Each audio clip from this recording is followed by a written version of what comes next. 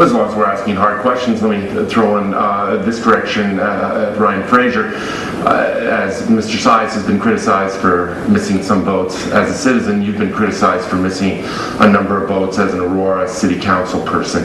Can you discuss your attendance record as a council member, and if my memory is correct, I believe you have the highest absentee record of the folks on the Aurora City Council. If you could answer as to why that's the case. Sure, I'd be happy to. To set the facts straight, I've attended the vast majority of my council meetings, all while being a husband, a father, a co-founder of a public charter school, having worked 2 full-time jobs, and doing my part to just make our community better.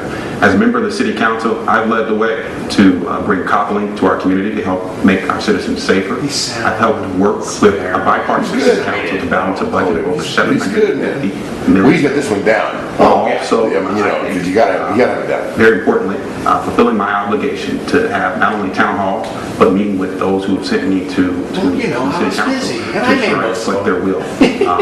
Bob will break him out and said, so certainly he should be fired. He should be fired, not promoted. Yeah, right. But I think if you look at my track record, you'll see that not only have I attended the vast majority of meetings, but I've been there, I've served well, and I think that's why people saw fit to re-elect me to a second term as an Aurora City Councilman. And if I could just follow up quickly, if you were fortunate to win this primary and then win in November, what kind of an attendance record could the citizens of this congressional district expect out of you in Washington? I think they can expect the best from me. I've always done my part to serve our community. I have a life, I have a family, and certainly I have priorities and obligations to them.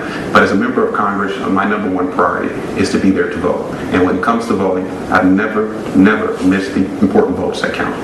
Gentlemen, let's talk about the horror. Yeah, go ahead. He never has. We looked it With all up. due respect, and we tried to keep this. Very simple. As the Denver Post has reported, Councilman Fraser has missed more votes by far and more meetings by far than any other member, including over 450 votes, and including, again, as reported in the Denver Post, the vote on the budget for 2000, the final vote for the budget in 2010. Just yesterday, since he's had no other form of employment for over 15 months, I believe just yesterday was the first time that he has actually physically attended a meeting of the Economic Planning Committee.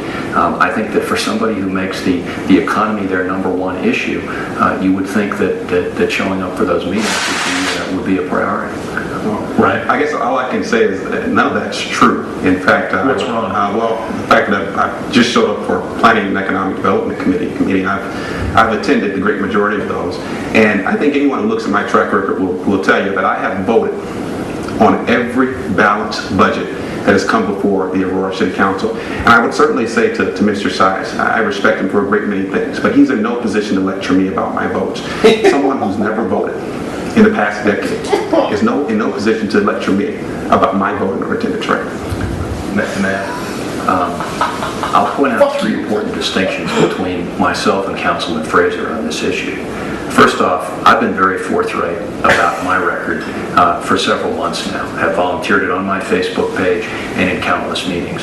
Second of all, I've never attempted to offer up any excuses for my shortcomings, and I won't today. But third and most importantly, I was a private citizen who did not exercise a right as a citizen. And if voters want to punish me for that at the polls, I will accept their judgment. But Councilman Fraser was an elected official. He asked for the trust of the people of the city of Aurora. He's paid by the taxpayers of the city of Aurora. And given that trust and given those payments, he's compiled, as the Denver Post has reported, by far the worst record on that city council. And now he comes to the people and asks for a promotion. I think, to tie back to the issue of career politicians, I think that is exactly what has led us where we are. I think that's why we have a congressional approval rating of 20%. I think that's part of the problem. Ryan, you got 15 seconds and we'll move on. Once again, Lanny, you got to get your facts straight if you're going to run for an office like this. The reality, as I've said before, is I've made the vast majority of my votes. And I think there's a reason for people in Aurora to re-elect me for a second term as a citizen legislator, meaning someone who's had to work in the private sector while also serving our community. All right, let's talk, and I was asking about just the horrors we've all watched, what's been going on in the Gulf. And Lang, you talked about, some people on the left trying to say, well, it's another great reason why we need cap and trade. But aside from the politics of it all, just as you fellows have watched what's transpired down there, as just American citizens, as people who use energy like we all do, what are just your reactions to what it tells us about how we do gather energy in this country? Are there sources of energy that perhaps we should rely on more than what we have been over the years? Lang? Well, sure. I mean, first of all, as we've said, I am pretty indignant about the way that the administration has tried to, crowbar cap and trade using this crisis, and also the moratorium that they now are trying to push on deepwater drilling, which we've seen a couple of courts have rejected, and which all the voters in the Gulf, Democrats alike, think would be disastrous for that economy. I also think that when we look at that tragedy, we want to prevent anything like that from happening before. I reflect on my background in aviation and also in the Navy for ways that we can avoid that. In aviation, when we have an accident, we examine it very closely, we review it exhaustively, and we come up with procedures for how to prevent it from happening again. They have in the Navy, procedures. we try very, very hard endorse to them. anticipate disasters. We come up with policies and procedures, and we train hard to prevent them. It's pretty clear from looking at this that relationship between government and industry just wasn't there. What it says about our larger energy needs, we are going to be reliant on petroleum for the foreseeable future. 27% of our domestic oil comes from that Gulf, and 80% of it from deepwater drilling. But I do think, and I advocate strongly in all the above energy policy that incorporate nuclear, the natural gas that is a tremendous resource here for us in Colorado, continued onshore and offshore drilling for petroleum and natural gas, and certainly renewables, but not getting to renewables using the techniques that Ed Perlmutter and the legislation that Ed Perlmutter is supporting. Right? Well, I would just say the situation in the Gulf is a mess, and BP ought to be not only held accountable but fully responsible for making whole those who've been affected, whose livelihoods are at stake. That's the greatest tragedy of all. So many people are affected, not the least of which we lost 11 people in this tragedy. But we need to take a precise look at exactly what happened to ensure that the mechanisms are in place to prevent a future disaster such as this, while also protecting the loss of life. I also embrace in all of the above energy policy. We have to in this country. Cheap American energy is critical to economic growth. The reality is right here in Colorado, we have tremendous natural resources such as natural gas that we ought to embrace more fully. Right in the 7th Congressional District, we have parts of the Denver-Julesburg Basin. Let's do more right here to put Americans back to work and to create the types of jobs, well-paying jobs that folks are looking for right now. In energy follow-up, Bill Ritter certainly hitched his wagon to the clean energy economy.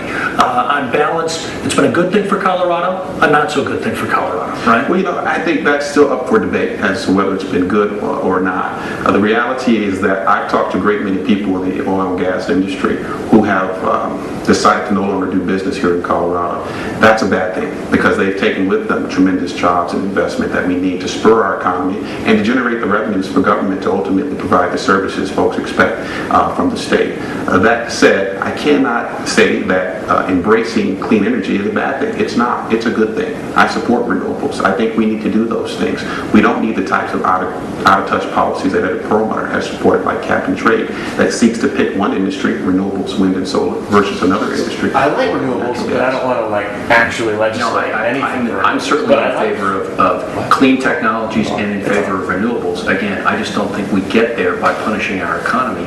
I also feel that there's a role for government in research and development in particular, but I get very worried when I start seeing the government picking winners and losers in major industries, because I happen to have a lot more faith in the marketplace and in private industry decision makers than I do in government bureaucrats deciding which industries should be funded and which industries shouldn't. Okay. All right. Let's shift gears a little bit and move to some social issues. Let me ask you both the topic that I'm sure has come up in many of your other forums of gay marriage, where you are on that issue, and if I can anticipate that both of you will be opposed to gay marriage, to push a little bit and ask what role government has or society has at promoting stable long-term relationships among gays, which would strike me as being a conservative value.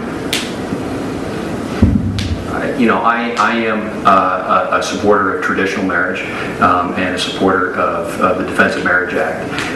And I think that people of faith view marriage as a sacrament and between a man and a woman.